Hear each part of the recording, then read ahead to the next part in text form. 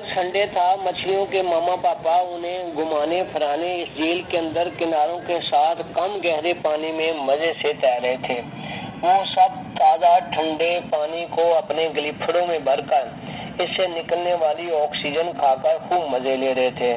کچھ بہن بھائی کم گہرے پانی میں اگنے والی سبز رنگ کی ایلجی یعنی ایلگا کھا رہے تھے اور کچھ ہوا سے پیدا ہونے والی پانی میں لہروں پر سوار ہو کر خوب جھولے لے رہے تھے۔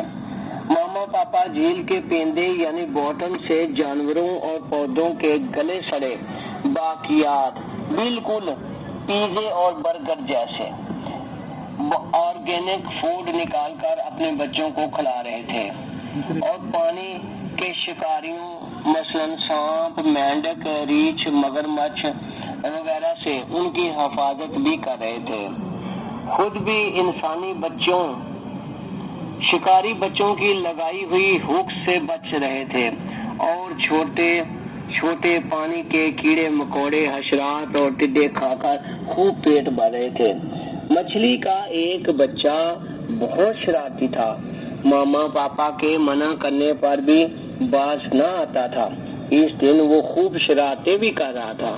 جھیل کے کنارے کے ساتھ ساتھ بہت زیادہ اچھلن کودن کر رہا تھا کہ اچانک کنارے پر تعاقب میں بیٹھے شکاری ریچھ یعنی بالو نے اپنے مضبوط دانتوں میں اسے جکڑ کر پکڑ لیا اور جھیل سے اوپر پہاڑی کی جانب ایک سایہ دار درخت کے نیچے بیٹھ کر مچھلی کے بچے کو کھانا شروع کر دیا۔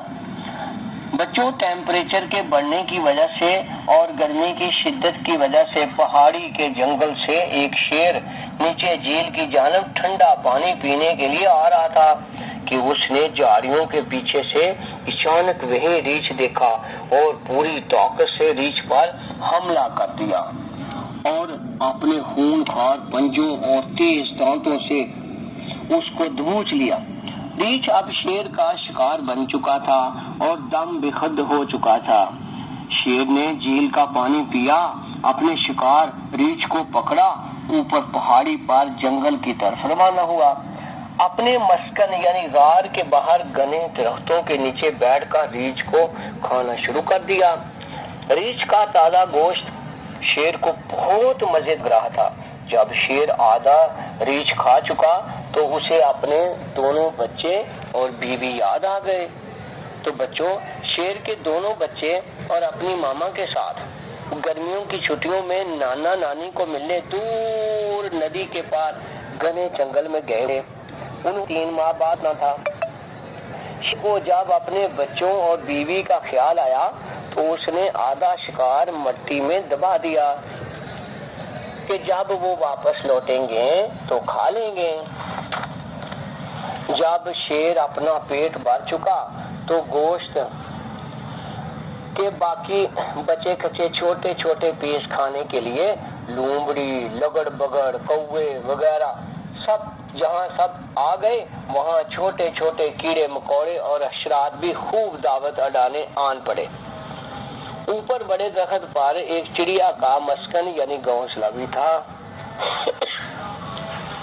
جب اس چڑیا نے نیچے ایک موٹے تازے کیڑے کو آتے ہوئے دیکھا تو اسے اپنی چونچ میں دبوچ لیا اور لگی بیٹھ کر اپنے گھونسلے میں کھانے۔ اس درخت پر ایک موٹا اور لمبا سا سانپ رہتا تھا۔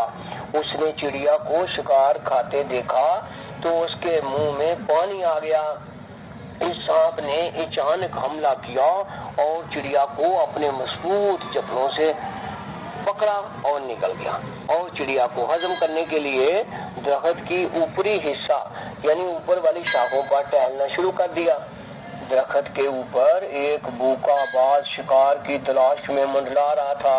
اس نے جب موٹے لمبے سانپ کو دیکھا تو اس نے پلک جھپکنے سے پہلے سانپ کو اپنے تیز اور مضبوط پنجوں میں جکڑا اور اونچی چٹان کی ایک چٹان پر اپنے مسکن یعنی گھونسلے میں لے گیا اپنے پنجوں اور تیز چونچ سے سونپ کے چھوٹے چھوٹے ٹکڑے کر کے اپنے بچوں کو کھلانا شروع کر دیا اور خود بھی پیٹ بھر کر کھایا اور اللہ کا شکر ادا کیا جس نے انہیں جی بھر کر کھانا دیا۔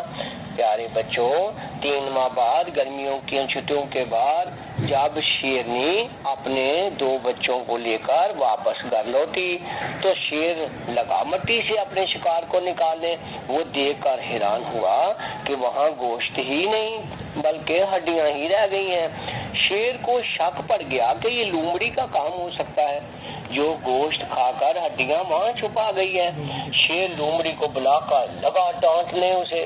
اچانک وہاں سے ایک بوڑھے عقل مند اور دانا بندر کا گزر ہوا۔